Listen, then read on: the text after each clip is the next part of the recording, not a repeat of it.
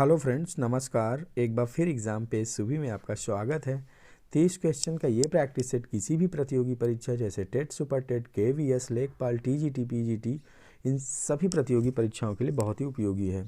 प्रत्येक क्वेश्चन बहुत ही इंपॉर्टेंट है। हर क्वेश्चन को आपको अच्छे से पढ़ना है और उसके आंसर को कमेंट बॉक्स में लिखना है। अगर चैनल को सब्सक्राइब नहीं किया तो सब्सक्राइब कर लें और अपने दोस्तों को भी शेयर कर दें। तो शुरुआत करते हैं पहले क्वेश्चन से। क्वेश्चन नंबर 1 है, इनमें से कौन सा विशेषण नहीं है। देखिए, इनमें से कौन सा विशेषण नहीं है। तो इस क्वेश्चन का जब आंसर आप देखेंगे तो विशेषण शब्द नहीं है को पहचानना है। तो पहला ऑप्शन है आंतरिक। देखिए, आंतरिक क्रिया ये तो विशेषण है। आग्नेय, शैल। तो इस तरह से क्वेश्चन नंबर 1 का बी नंबर सही हो जाएगा। अंतर जो है ये विशेषण नहीं है। नेक्स्ट क्वेश्चन है, जो कवि लोकप्रिय होता है उसका सम्मान सभी करते हैं। इस वाक्य का सरल फॉर्म बताना है आपको। तो जो कवि होते हैं वो लोकप्रिय होते हैं। लोकप्रिय कवि का सम्मान सभी करते हैं। कवि लोकप्रिय होते हैं और उनका सम्मान होता है। कवि लोकप्रिय होते हैं इसलिए उनका सम्मान होता है। तो देखिए, जो और से जुड़ा है वो तो नहीं होगा, इसलिए से जुड़ा है वो भी नहीं होगा। और इसमें भी है, जो कवि लोकप्रिय होते हैं वे, तो ये भी एक संयोजी शब्द है। तो इस तरह से क्वेश्चन नंबर दूसरे का बी नंबर सही हो जाएगा। लोकप्रिय कवि का सम्मान सभी करते हैं। नेक्स्ट क्वेश्चन, कौन सा शब्द तुर्की भाषा का नहीं है। तो इसमें ऑप्शंस को ध्यान से पढ़ना है। सभी ऑप्शंस एक जैसे ही लग रहे हैं, जैसे पैगंबर, बेगम, चेचक, बारूद। इसमें पूछा गया है तुर्की भाषा का शब्द नहीं है। तो देखिए, बेगम तुर्की भाषा का शब्द है, बारूद भी तुर्की भाषा का शब्द है, चेचक तुर्की भाषा का शब्द है। ये तीनों तुर्की भाषा के शब्द हैं, लेकिन एक आपका पैगंबर जो है ये आपका फारसी भाषा का शब्द है। तो इस तरह से पैगंबर इसका ऑप्शन सही हो जाएगा। क्वेश्चन नंबर 3 का ए नंबर सही हो जाएगा, पैगंबर।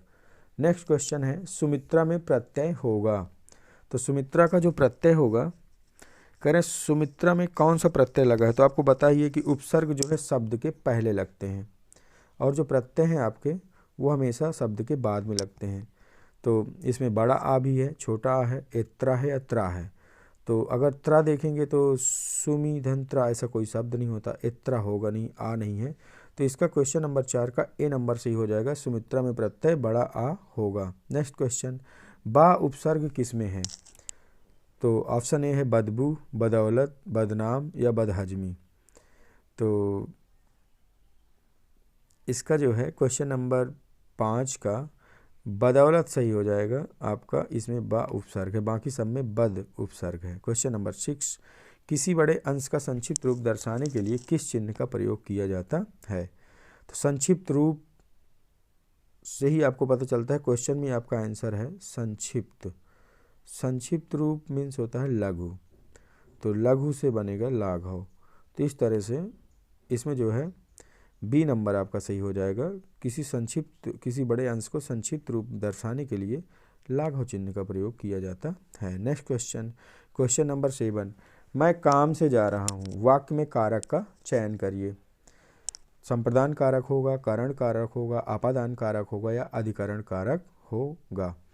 तो इसमें है आपका, देखिए संप्रदान कारक में आपको पता ही है कि संप्रदान के लिए होता है, और करण कारक में से होता है और अपादान में से होता है। लेकिन यहाँ पे अलगाव की प्रक्रिया नहीं है, तो अपादान भी नहीं होगा, अधिकरण होगा ही नहीं। तो इस तरह से आपका करण कारक सही हो जाएगा। क्वेश्चन नंबर 7 का मैं काम से जा रहा हूँ, इसमें बी नंबर करण कारक सही हो जाएगा। नेक्स्ट क्वेश्चन है, वह आदमी जो कल आपके घर आया था वह बहुत बड़ा ठग है। सर्वनाम की संख्या बताइए। देखिए, ये भी बहुत क्वेश्चन इंपॉर्टेंट है, इसको बहुत ध्यान से पढ़ना है। करें सर्वनाम की संख्या बताना है, तो इसको थोड़ा सही कर लेंगे। यहाँ पे सर्वनाम नहीं बल्कि विशेषण की संख्या पूछ रहा है। विशेषण की संख्या आपको बताना है। चलिए थोड़ा सा बदल लेते हैं इसको, क्योंकि सर्वनाम तो इसमें जो और वह हो जाएंगे, लेकिन इसमें विशेषण भी बता दीजिए। तो अगर सर्वनाम देखेंगे तो इसका 8वें का बी सही हो जाएगा, क्योंकि वह और जो ये दो सर्वनाम हैं। इसके बाद इसमें विशेषण देखेंगे तो देखिए, वह आदमी जो कल आपके घर, चलिए ये क्वेश्चन को कैंसिल करते हैं, ये क्वेश्चन थोड़ा डाउटफुल है। बढ़ते हैं नेक्स्ट क्वेश्चन की तरफ। नेक्स्ट क्वेश्चन है, बालक इस पुस्तकालय में पढ़ रहा है, वाक्य में क्रिया क्या होगी? वाक्य में क्रिया कौन सी होगी? तो बालक इस पुस्तकालय में पढ़ रहा है, वाक्य में क्रिया, इसमें जो है आपकी अकर्मक क्रिया हो जाएगी। नेक्स्ट क्वेश्चन है, उल्लास में सही संधि विच्छेद होगा। तो क्वेश्चन नंबर 10 है, उत धन लाश, ये सही हो जाएगा। उल्लास में उत प्लस लाश, तो ये सही संधि विच्छेद हो जाएगा। नीलकमल शब्द में कौन सा समास है? नीलकमल शब्द में कर्मधारय समास हो जाएगा। नीला है जो कमल अर्थात नीलकमल, ये कर्मधारय समास हो जाएगा। नेक्स्ट क्वेश्चन है, पाठशाला में कौन सा समास है? तो देखिए जब इसमें आप तत्पुरुष समास के साथ जाएंगे, पाठशाला में तत्पुरुष समास हो जाएगा। नेक्स्ट क्वेश्चन है, ग्रहविहीन बेघर किस शब्द के अनेकार्थी हैं? तो ग्रहविहीन बेघर ये जो है आपके अगोरना, अगोचर, अगेह या अगुआ, तो आपका अगोचर के साथ चला जाएगा। ग्रहविहीन मीन्स अगोचर होता है, बेघर मीन्स भी अगोचर होता है। उन्मीलन शब्द का विलोम बताइए। उन्मीलन शब्द का विलोम, अनुमीलन, निमीलन, अवमीलन या फिर मीलन। तो उन्मीलन शब्द का जो विलोम होगा वो निमीलन हो जाएगा। इम्पॉर्टेंट क्वेश्चन है। नेक्स्ट क्वेश्चन, राजा शब्द का विलोम लिखिए। तो राजा शब्द का विलोम, ये देखिए बहुत पहले से आप पढ़ते चले आ रहे हैं, ये क्वेश्चन किसी का गलत नहीं होना चाहिए। राजा शब्द का जो विलोम होगा वो रंक हो जाएगा। नेक्स्ट क्वेश्चन है, उद्धत का विलोम नहीं है। तो देखिए उद्धत का विलोम नहीं है, इसमें देखना है आपको। उद्धत मीन्स होता है थोड़ा सा उदंड शब्द से आता है उद्धत, तो उद्धत का जो विलोम हो जाएगा वो सौम्य हो जाएगा। लेकिन यहाँ पे पूछा गया कि नहीं है, तो जो नहीं है, विनीत मीन्स भी सौम्य ही होता है, तो इसमें कह रहा है दोनों सही। स्थूल मीन्स नहीं होता, तो जो नहीं है वही सही है। उद्धत का विलोम स्थूल नहीं है। नेक्स्ट क्वेश्चन, निम्नलिखित में से स्वर्ण का पर्यायवाची नहीं है। देखिए जो नहीं वाले कंटेंट के जो क्वेश्चन होते हैं उनको बहुत ही ध्यानपूर्वक पढ़ना है। आप क्या करते हैं, एग्ज़ाम में एक प्रेशर होता है और आप नहीं शब्द को नहीं समझ पाते और तुरंत आप टिक करके चले जाते हैं, फिर जब घर वापस आते हैं तो कहते हैं ये गलत हो गया, यहाँ गलती हो गई। तो इसको ध्यान से पढ़ना, ये विशेष क्वेश्चन होते हैं। स्वर्ण का पर्यायवाची नहीं है, तो स्वर्ण का पर्यायवाची देखिए, हेम स्वर्ण का ही पर्यायवाची है, हाटक भी स्वर्ण का पर्यायवाची है, कलधौत भी मीन्स भी सोना होता है, कनक मीन्स भी सोना होता है, लेकिन यहाँ पे हिरण्य नहीं है। तो इस क्वेश्चन में भी जो नहीं है वही सही है, तो हिरण्य मीन्स स्वर्ण नहीं होता, इसलिए क्वेश्चन नंबर 17 का सी सही हो जाएगा। कौन सा अहि का पर्यायवाची नहीं है? तो देखिए अहि मीन्स जो है आपका सर्प होता है, अहि मीन्स सर्प होता है, अहि मीन्स सर्प। तो सर्प के जो पर्यायवाची वो उरग भी है, सरीसृप भी है, पवनास भी है। सिंदूर आपका अहि का पर्यायवाची नहीं है, लेकिन सिंदूर मीन्स क्या होता है? सिंदूर किसका पर्यायवाची है? तो सिंदूर जो है आपका गज का पर्यायवाची होगा। गज मीन्स हाथी, हाथी का पर्यायवाची सिंदूर होता है। तो इस तरह से इस क्वेश्चन में भी आपका जो सही नहीं है वो आपका सिंदूर सही नहीं है, तो यही सही हो जाएगा। सिंदूर मीन्स हाथी होता है, बाकी तीनों के मीन्स सर्प होता है। पवनास मीन्स भी सर्प होता है, सरीसृप मीन्स भी सर्प होता है, उरग मीन्स भी सर्प होता है। नेक्स्ट क्वेश्चन, बिडौचा का पर्यायवाची शब्द बताइए। तो बिडौजा मीन्स यहाँ पे पूछ रहा है, बिडौजा का पर्यायवाची शब्द आपको बताना है। तो कह रहे नक्षत्र का है, अप्सरा का है, इंद्र का है या पत्थर का है। तो बिडौजा जो पर्यायवाची शब्द है वो आपका इंद्र का पर्यायवाची हो जाएगा। पुरंदर भी होता है इंद्र का पर्यायवाची, बिडौजा, पुरंदर ये इंद्र के पर्यायवाची हैं। तो इस तरह से आपका क्वेश्चन नंबर 19 का सी सही हो जाएगा। बढ़ते हैं नेक्स्ट क्वेश्चन की तरफ। नेक्स्ट क्वेश्चन में है, एक लोकोक्ति है, कह रहे हैं जहाज का काग होना, इसका सही अर्थ बताइए। ऑप्शन है विजय प्राप्त करना, आशियाना रहित होना, अत्यंत प्रसन्न होना, दुर्लभ होना। तो जहाज का काग होना यानी कोई जहाज है उसमें कोई पक्षी बैठा है, तो इसका मतलब विजय प्राप्त करना तो नहीं होगा, अत्यंत प्रसन्न भी नहीं होगा, दुर्लभ नहीं होगा, बल्कि आशियाना रहित। लोकोक्ति है, इसमें अन्य आशियाना रहित हो जाएगा जहाज का काग होना मीन्स। क्वेश्चन नंबर 20 का बी नंबर सही है। खुदा गंजे को नाखून न दे, लोकोक्ति का अभिप्राय क्या होगा? तो खुदा जो है, देखिए जो खुदा गंजे को नाखून न दे, इसका मतलब ये होता है कि अत्याचारी को अगर शक्ति मिलेगी तो वो उत्पात मचाएगा। तो इस तरह से इसका ऑप्शन ये सही हो जाएगा। ससुर शब्द का तत्सम बताना है। ससुर शब्द का देखिए ये भी क्वेश्चन पूछा गया था पिछली परीक्षाओं में। आप पिछले पेपर भी सॉल्व करते रहिए, वीडियो भी देखते रहिए, लेकिन आप जो ये ससुर शब्द का तत्सम होगा ये आपका ऐसे लिखा जाएगा, श्वा-सुर। बहुत इंपॉर्टेंट है, अभी एक पेपर में बुआ का पूछा गया था तत्सम। तो हम आपको सभी करवा देंगे, जो रिश्ते नाते वाले शब्द हैं इनके तत्सम पूछे जाते हैं।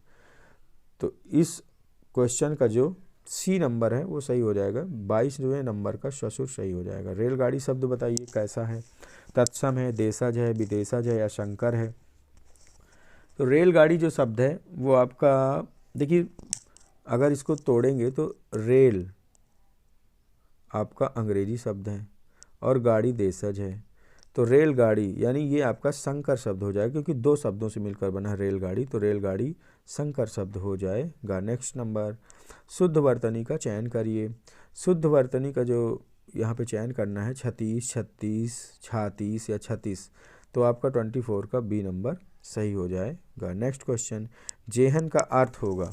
जेहन, देखिए अगर इसका वाक्य प्रयोग करेंगे तो कभी कभी कहा जाता है ना, मेरे जेहन में आया कि मुझे ऐसा काम कर लेना चाहिए। तो इसका जो हो जाएगा, जेहन मीन्स होता है दिमाग। तो क्वेश्चन नंबर 25 का ए नंबर सही हो जाएगा। नेक्स्ट क्वेश्चन, हिंदी साहित्य के 4 भागों में सही नहीं है। गौर से पढ़ना है, ये क्वेश्चन भी बहुत ही इम्पॉर्टेंट है और यहाँ पर भी बहुत सारे लोग का गलत होने वाला है। तो ऑप्शन ए है आदिकाल, वीरकाल, मध्यकाल, रीतिकाल। हिंदी साहित्य के 4 भागों में सही नहीं है। तो देखिए आदिकाल तो हिंदी साहित्य का है पोर्शन, वीर गाथा काल है बल्कि वीर काल नहीं है, मध्यकाल, रीतिकाल, तो इसमें जो है आप वीर काल के साथ चले जाएंगे, ये कोई 4 भागों का ऑप्शन नहीं है। बढ़ते हैं नेक्स्ट क्वेश्चन की तरफ। नेक्स्ट क्वेश्चन है क्वेश्चन नंबर 27, दिन और दीन शब्द का सही अर्थ युग्म चयन करना है। दिन मीन्स दिवस होता है और दीन मीन्स गरीब होता है। तो इस तरह से क्वेश्चन नंबर 27 का पहला नंबर ही सही हो जाएगा। नेक्स्ट क्वेश्चन 28, जो किसी भी बात को या उक्ति को तुरंत सोच ले। ये वन वर्ड सब्स्टिट्यूशन है, वाक्यांश के लिए एक शब्द बताना है आपको। तो इसमें प्रतिभाशाली होगा, कुशाग्र बुद्धि होगा, प्रत्युत्पन्न मति होगा या बुद्धिमान होगा।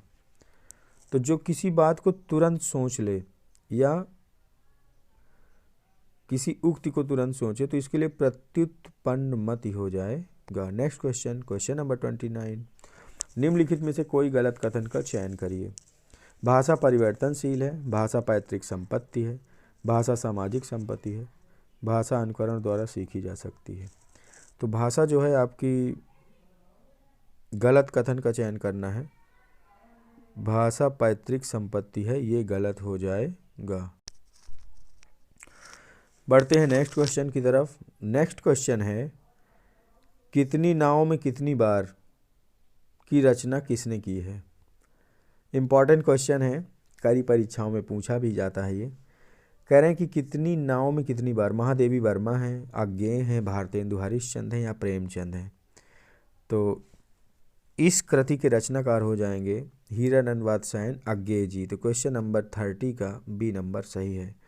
देखिए वीडियो आपको कैसा लगा, आप इसको लाइक करिएगा, कमेंट करिएगा, अपने दोस्तों को शेयर करिएगा। अगर वीडियो को सब्सक्राइब ना किया हो तो सब्सक्राइब कर लीजिएगा। मिलते हैं अगले वीडियो में, अपनी तैयारी करते रहिए, अपना ख्याल रखिए। मिलते हैं अगले वीडियो में, धन्यवाद।